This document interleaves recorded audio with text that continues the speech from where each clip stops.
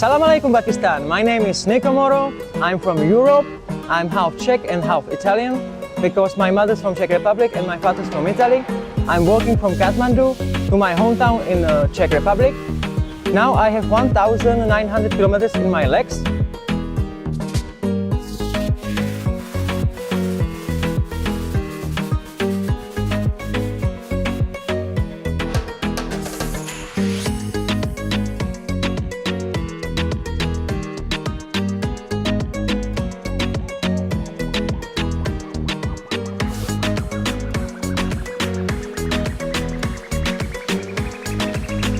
And I'm going to Karachi.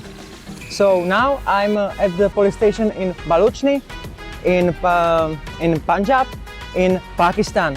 It was great time because I had breakfast, dinner. I'm very happy. I feel safe and good.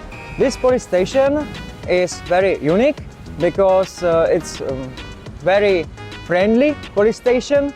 All people which has some problem. This is clock tower from Faisal Abad waterfall. It's very nice place, and this is the heroes which dead in work.